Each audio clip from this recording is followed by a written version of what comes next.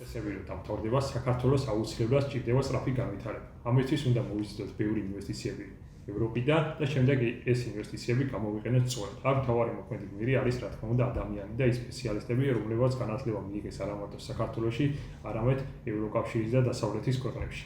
აქედან გამომდინარე, მინდა ამოვიდე ჩემი სფეროდან, სადაც ვარ დასაქმებული, ეს არის არქიტექტურული და სამშენებლო სფერო, რომლებსაც სჭირდება კარგი არქიტექტორები, კარგი სივრცითი მოწყობის სპეციალისტები, კარგი ურბანისტები.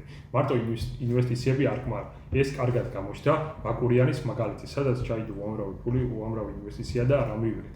დავკარგეთ ყველაზე კარგი რა ხიბლიც ჰქონდა ბაკურიანს, სადაც ძირითადი მამოძრავებელი ტრანსპორტი იყო მარხილები. სამარშრუტო ტაქსებიც კი მარხილები გამოიყენებოდა. დღეს რა მდგომარეობა გვაქვს? საცხოვრებელი ქუჩებში, ტალახი, კორპუსები, მოკლული სივრცეები და ფაქტობრივად ეს ძალიან კარგი კურორტი დავამახვილეთ, რაზეც გული შემტკივა მე და თითოეულ ქართველს.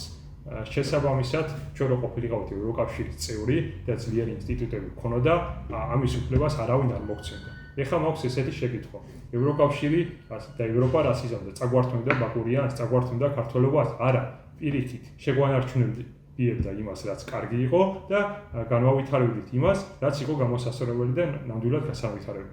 შესაბამისად, მაქვს ერთი ესეთი შეკითხვა. ჩვენ რო ევროპული ქვეყანა ყოფილიყავით, ბაკურიანს წაგვართმევდა თუ დაიცავდა, შეინარჩუნებდა იმ კულტურას, რომელიც აუცილებლად იყო შესანარჩუნებელი და განავითარებდა იმას სწორად, რაც იყო გასავითარებელი.